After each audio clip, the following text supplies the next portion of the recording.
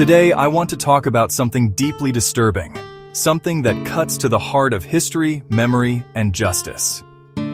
70 years ago, in 1955, Emmett Till, a 14-year-old black teenager visiting relatives in Mississippi, was lynched by white supremacists. The official story says he was killed by white men because he whistled at a white woman. But let's pause on that for a second. That headline alone shifts blame onto a child, a boy. It makes it sound like his actions caused his own death. But Emmett Till wasn't killed because he whistled.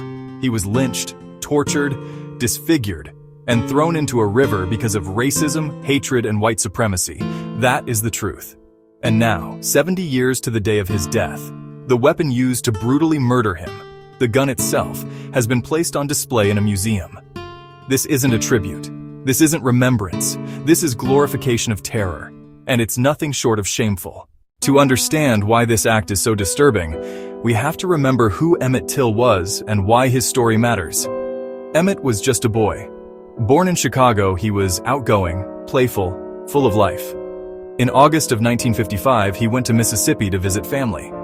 While he was there, a white woman accused him of whistling at her, a claim that was later admitted to be false. That accusation was enough for two white men to kidnap him, beat him, shoot him, disfigure his face beyond recognition, and throw his body into the Tallahatchie River, weighted down with a cotton gin fan. His mother, Emmett Till Mobley, made the courageous decision to hold an open casket funeral, insisting the world see what had been done to her child. The photos of Emmett's mutilated body shocked the nation and became a catalyst for the civil rights movement. So Emmett Till's legacy isn't just about a tragic death. It's about a boy who, in death, exposed the brutality of racism to the entire world. His story is sacred, and his memory deserves honor, dignity, and truth. And yet, 70 years later, we are watching a disturbing act unfold. On the very anniversary of his death, a museum chose to display the weapon used to kill him. Think about that. Instead of honoring Emmett's life, his smile, his story, his bravery, his mother's strength, what's being enshrined is the tool of his destruction. The instrument of terror, the gun. Let's be clear, you do not honor a child lynched by white supremacy by putting the weapon that murdered him on display, as if it's some kind of historical trophy. That's not education. That's not remembrance. That is a slap in the face to Emmett Till's memory, to his family, and to the generations of people still fighting for justice today. We would never ever accept displaying the gas chambers of Auschwitz as tributes. We would never display the noose that killed someone as a celebration. Those tools are symbols of hatred, not memorials. And yet, when it comes to Black lives, too often America confuses remembrance with spectacle. This is bigger than just one museum display. It speaks to how America still struggles to deal with its history of racial violence. Instead of telling the truth plainly, Emmett Till was lynched by white supremacists. Headlines and museums still soften the story. They say he was killed because he whistled at a woman. They talk about his so-called offense more than the white men who tortured him. They put the spotlight on the gun instead of the boy. That framing is not an accident. It shifts the blame. It protects white supremacy. And it keeps us from confronting the full horror of what happened. 70 years later, Black families are still waiting for justice in countless cases. 70 years later, hate crimes still happen. 70 years later, America still struggles to say the truth out loud. Emmett Till wasn't just killed. He was lynched. He was tortured.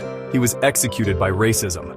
So when a museum puts the weapon on display, it doesn't just dishonor Emmett. It tells us that this country is still not ready to put victims at the center of the story. Instead, it glorifies the violence. If we really wanted to honor Emmett Till, we would do things very differently. We would tell his story honestly, without softening the language or blaming the victim. We would center Emmett Till's bravery, the way she turned her grief into a movement for justice. We would teach his story in every school so that future generations understand the cost of racism. We would honor his life by protecting Black children today, by making sure no parent has to endure what Emmett Till endured. We would commit to fighting the systems of hate that killed him and that still harm us 70 years later.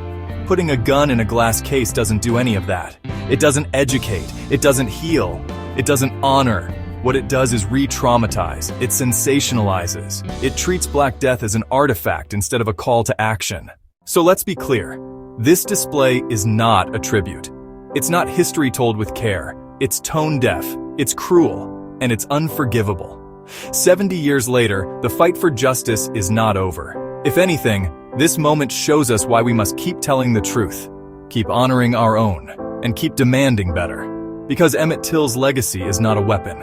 His legacy is a movement. His legacy is truth. And his legacy deserves so much more than this.